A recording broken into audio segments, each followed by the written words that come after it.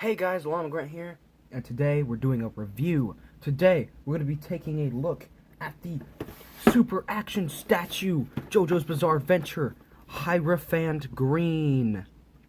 So here's the backs. We got some pictures of him on there.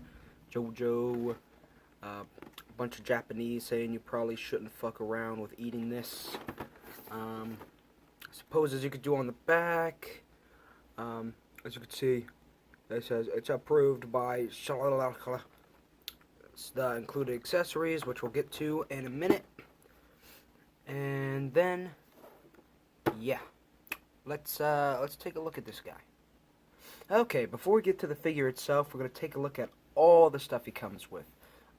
This figure comes with a lot of stuff. He also comes with some booklets here. I don't know what any of this says, because I can't read kanji, but I'm assuming it's something like if you have problems with the figure, then you could send it back. And then you have another manual here, which is just a couple pages, which tells you how to do articulate this figure in order to restrain from breaking it. So, that stuff aside, we're going to get to the other the main accessories in here. So first off, he comes with this included stand. It says JoJo's Bizarre Adventure on it. This stand is neat because it's clear. It's got a little hole for this articulated arm, which we'll go over in a minute, but it also comes apart like this. Now the reason I'm assuming for that is if you have multiple of these stands, since both of these pieces come apart, I'm assuming if you want, you could take the one with the hole off another stand, take this off and put that on to display even more things. That's my guess. The arm just really simply plugs into the hole there. You'll probably have to tighten it when you first get it, because when I got this stand, it was extremely loose and I had to tighten these little screws here. But now it's alright. Along with that stand, you also get a bunch of effect noise parts. I have no idea what they say, but I'm assuming one of them says Emerald Splash. I haven't checked up on that, but the main purpose of these is to plug in. There's holes on the back of them right here, so you can plug them into the figure articulated arm. Or you can go by this little peg here, which allows them to be pegged into the same hole that this plugs into, right here. And they just sit in there like that, and that's really neat. Neat display option, if you actually know how to read what that says. If you could translate any of these, go ahead and post in the comments. But as of now, I have no idea what they say. Along with the stand and the effects noises, we also come with multiple different hands. We get 2 fisted hands, one for each hand. These are the default hands that come on the figure out of the packaging. You get a pointing finger for the right hand, and you get this sort of open palmed, slightly grabby hand for the left.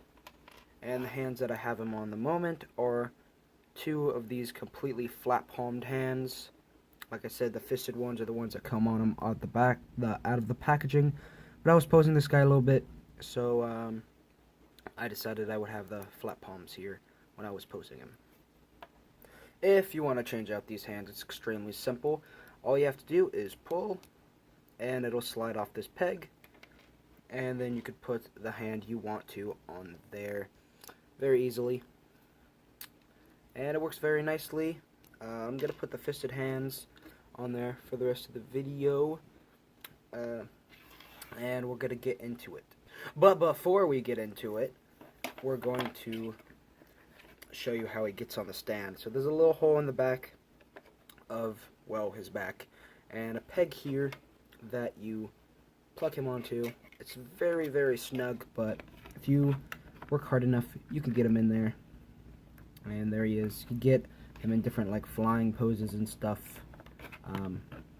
I'll probably do a pose at the end of the video but as of now, we don't need to get into that. Aesthetic-wise, he looks exactly like he's supposed to, exactly like the show and the manga adaptations, and I'm a big fan of this stand and his stand user, Noriaki Kakyoin. He was probably my favorite character other than Jotaro from Part 3, so yeah. Aesthetically, very, very pleasing. Looks exactly like he's supposed to. Head sculpt looks nice. Nice sculpt throughout the entire figure. Nice, almost emerald colored green, which makes sense. Along with these more muted colored armor bits. These are slightly pliable, so they won't interfere with the articulation that much. And speaking of articulation, let's get into that. So, in the head, you have rotation at the base of the neck, which is pretty cool. In the neck, you have rotation and a hinge. Up here in the shoulder, you have outward movement and rotation.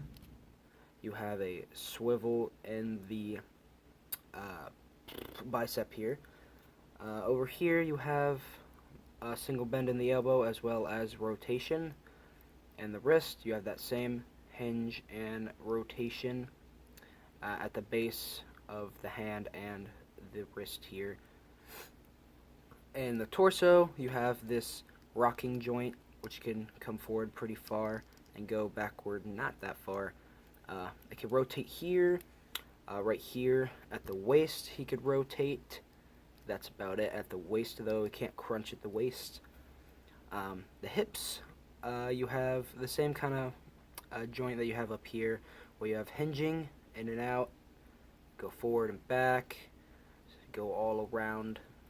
It's on that ball joint there.